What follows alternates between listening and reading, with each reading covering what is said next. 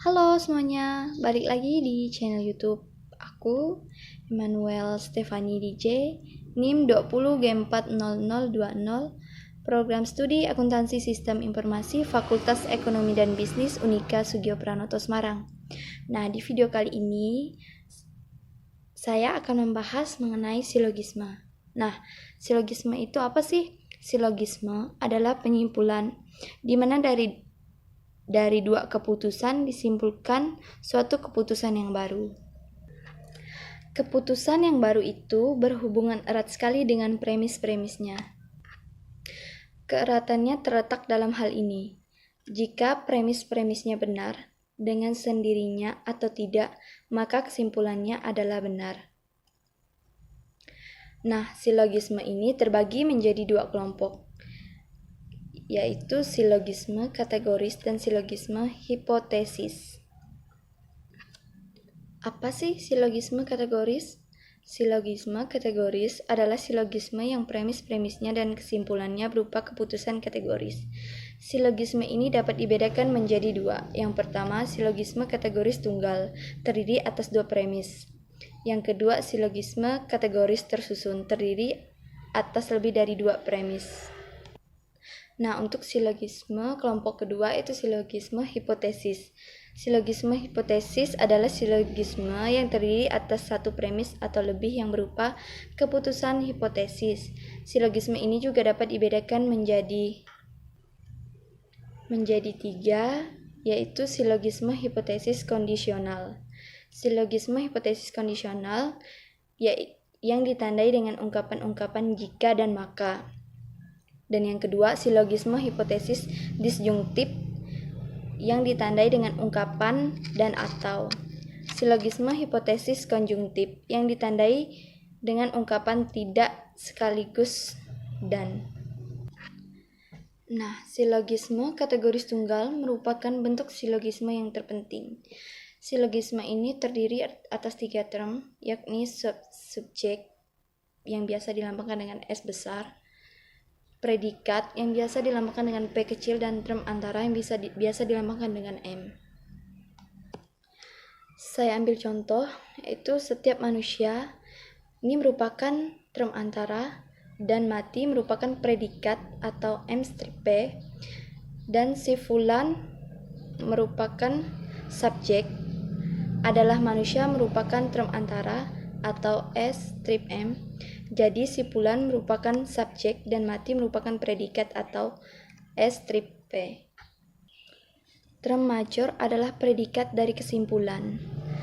Dalam kurung kata mati, term ini tidak harus terdapat dalam kesimpulan dan salah satu premis. Biasanya dalam premis yang pertama, premis yang mengandung predikat itu disebut premis major. Kemudian term minor atau premis minor adalah subjek dari kesimpulan. Term itu biasanya terdapat dalam premis yang lain, biasanya dalam premis yang kedua. Premis yang mengandung subjek itu disebut minor. Akhirnya, term antara ialah term yang terdapat dalam kedua premis, tetapi tidak terdapat dalam kesimpulan.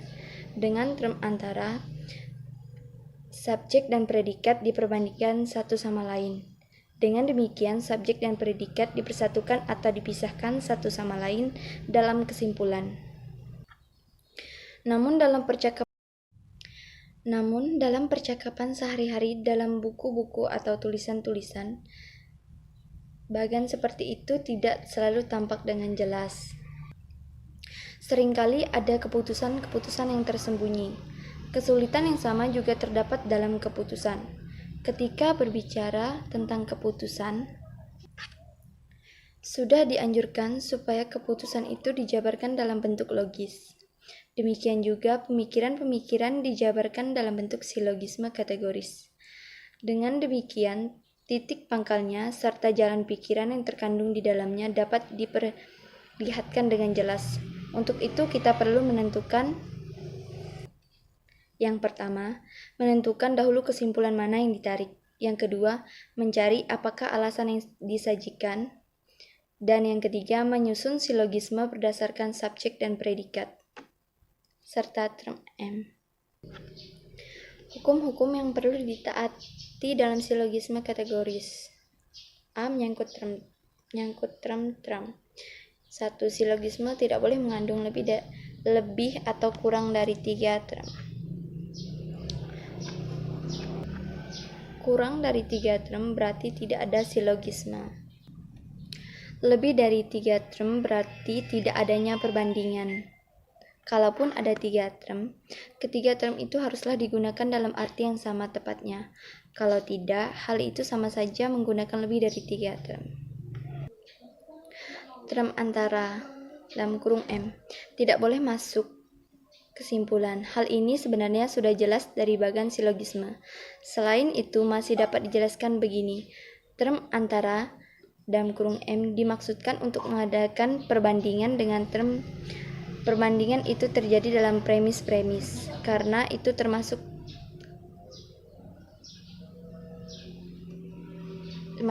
antara M. Hanya berguna dalam premis-premis saja. Term subjek dan predikat dalam kesimpulan tidak boleh lebih luas daripada dalam premis-premis. Artinya, term subjek dan predikat dalam kesimpulan tidak boleh universal. Kalau dalam premis-premis partikular, ada bahaya Latius-House. Istilah ini sebenarnya merupakan singkatan dari hukum silogisme yang berbunyi Latius-House quam premisae conclusion not fold. Isi ungkapan yang panjang ini sama saja dengan generalisasi. Baik Latius-House maupun generalisasi menyatakan ketidakberesan atau kesalahan penyimpulan, yakni menarik kesimpulan yang terlalu luas, menarik kesimpulan yang universal padahal yang benar hanyalah kesimpulan dalam bentuk keputusan yang partikular saja. Term antara atau M harus kurang-kurangnya satu kali universal. Jika term antara partikular baik dalam premis major maupun minor, mungkin sekali term antara itu menunjukkan bagian-bagian yang berlainan dari seluruh luasnya. Kalau begitu, term antara tidak lagi berfungsi sebagai term antara dan tidak lagi menghubungkan atau memisahkan subjek dan predikat. B. Mengangkut keputusan-keputusan. Yang pertama, jika kedua premis, yakni major dan minor, afirmatif atau positif, maka kesimpulannya harus afirmatif dan positif pula. Dan yang kedua, premis tidak boleh negatif, sebab term antara atau M tidak lagi berfungsi sebagai penghubung atau pemisah subjek dan predikat. Dalam silogisme sekurang-kurangnya satu, yakni subjek dan predikat harus dipersamakan dengan term antara atau M. Misalnya, batu bukan binatang, kucing bukan batu, jadi kucing bukan binatang. 3. Kedua premis tidak boleh partikular. Sekurang-kurangnya satu premis harus universal. Misalnya, ada orang kaya yang tidak tentram hatinya. Banyak orang yang jujur tentram hatinya. Jadi orang-orang kaya tidak jujur. 4. Kesimpulan harus sesuai dengan premis yang paling lemah. Keputusan partikular adalah keputusan yang lemah dibandingkan dengan keputusan yang universal. Keputusan negatif adalah keputusan yang lemah dibandingkan dengan keputusan afirmatif atau positif. 7. Susunan silogisme yang lurus. Silogisme yang diuraikan di atas merupakan bentuk logis dari penyimpulan. Penyimpulan itu tersusun dari 3 term. Ketiga term itu adalah subjek, predikat, dan term antara atau M. Ternyata term antara adalah sebagai kunci silogisme, sebab term antara atau M itulah yang menyatakan mengapa subjek dipersatukan dengan predikat atau dipisahkan daripadanya dalam kesimpulan. Yang ke-8, kalau dikombinasikan terdapat susunan berikut menurut term antara. Kelompok yang pertama atau 1 M strip P dan baris kedua S strip M dan baris yang ketiga S strip P, dan yang kedua P strip M, baris yang kedua S strip M, dan baris yang ketiga S strip P. Kelompok ketiga M strip P dan baris kedua M strip S, baris ketiga S strip P. Kelompok yang keempat P strip M, baris kedua M strip S, baris yang ketiga S strip P. 9. Silogisme tersusun meliputi A. Epikrema adalah silogisme yang salah satu premisnya atau juga Kedua-duanya disambung dengan pembuktian. Silogisme ini juga disebut silogisme dengan suatu premis kausal. Misalnya, setiap pahlawan itu agung karena pahlawan adalah orang yang berani mengerjakan hal-hal yang mengatasi tuntutan kewajiban. Jenderal Sudirman adalah seorang pahlawan. Jadi, Jenderal Sudirman adalah agung. Antimema adalah silogisme yang salah satu premisnya atau kesimpulan dilampaui. Juga disebut silogisme yang dipersingkat, misalnya, jiwa manusia adalah rohani, jadi tidak akan mati. Kalau dijabarkan menjadi silogisme yang lengkap, silogisme itu tersusun begini. Yang rohani itu tidak dapat dalam kurung akan mati. Jiwa manusia adalah rohani, jadi jiwa manusia tidak dapat dalam kurung akan mati. Yang 10, polisiologisme adalah suatu deretan silogisme. Silogisme itu dideretkan sedemikian rupa sehingga kesimpulan silogisme yang satu menjadi premis untuk silogisme yang lain. Yang terakhir, sorites adalah suatu macam polisilogisme, suatu deretan silogisme. Silogisme ini terdiri atas lebih dari 3 keputusan. Keputusan-keputusan itu dihubungkan satu sama lain sedemikian rupa sehingga predikat dari keputusan yang satu selalu menjadi subjek keputusan berikutnya. Dalam kesimpulan subjek dari keputusan yang pertama dihubungkan dengan predikat keputusan yang terakhir. Misalnya, orang yang tidak mengendalikan keinginannya menginginkan 1001 macam barang. Orang yang menginginkan 1001 macam barang banyak sekali kebutuhannya.